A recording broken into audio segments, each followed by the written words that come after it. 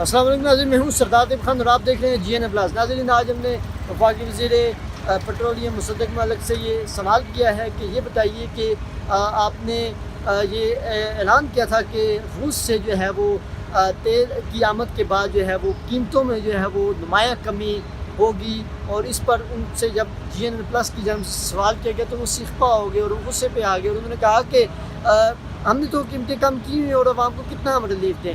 پھر جب ہم نے یہ بھی سوال کیا کہ کیا اگست میں 1 اگست آنے والی ہے، تو کیا 1 اگست کو کوئی عوام کے لیے ریلیف ہے آپ کے پاس، کیونکہ اب آپ کی 14 دنوں کی گورنمنٹ رہ گئی ہے تو کوئی تو ریلیف ہوگا۔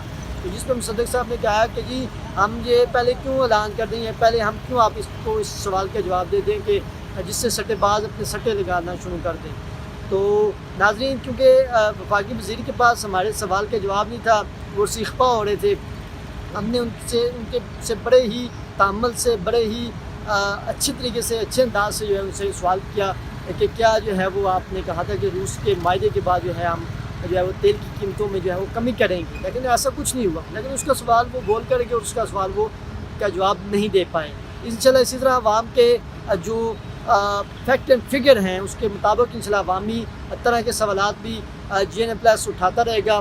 جی این پلس کو سبسکرائب کریں، بیل آئیکن کے بٹن پریس کریں، ہر معلومات آپ تو اس طرح کی پہنچتی رہے۔ جی ناظرین، اس وقت میں سمجھ ہیں ڈاکٹر مصدق ملک صاحب جو کہ وزیر پیٹرولیم میں سر، یہ بتائیے گا کہ دعوے کیے جا رہے تھے کہ روس سے تیل کی آمد کے بعد جو ہے وہ تیل کی قیمتوں میں جو ہے وہ کمی ہوگی، لیکن سر ایسا کچھ نہیں ہوا، اس حوالے سے کیا فرمائیں گے؟ یہ کمی جو ہوئی ہے کیا ہوا ہے؟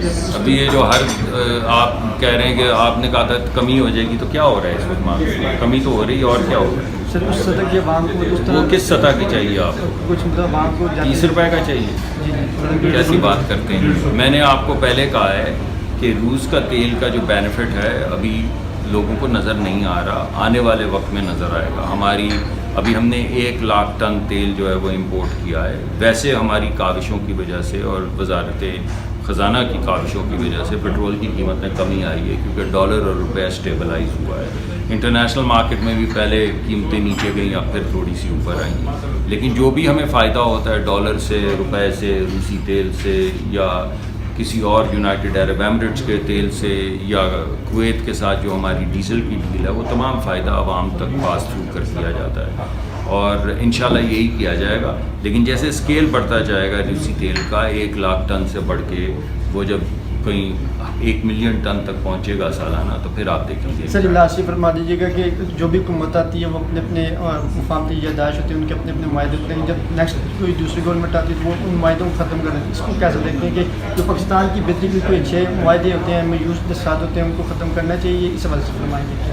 جی ہم نے تو کوئی معاہدہ نہیں ختم کیا، میری یادداشت میں تو نہیں آ رہا ہے۔ میں تو اپنے کام کا ذمہ دار ہوں، اگر آپ نے کسی اور ذمہ داری مجھے دینی تو پہلے دلوائیں اور پھر سوال پوچھیں۔ میں تو آپ کو یہ کہہ رہا ہوں کہ مجھے جو ذمہ داری دی گئی ہے، میں نے تو بورڈز نے بھی اپنی پوری ٹرمز پوری کی ہیں، لیڈرشپ بھی اپنی اپنی جگہ پہ موجود ہے، اور جو معاہدے تھے ان کو بھی ہر طرح سے ان کو جو ہے آبزرو کیا گیا ہے۔ سر یہ کم سے کیا پیٹرول قیمتوں میں مزید کمی ہوگی، کوئی نوید ہوگی عوام کے لیے؟ یہ پیغام سوال آپ پوچھ رہے سٹے بازوں کے لیے، تاکہ میں ابھی اعلان کروں تو سٹہ بازی شروع ہوگا۔ یہ تو ذخیرہ اندوزوں کے بہاف پہ آپ نے یہ سوال پوچھا۔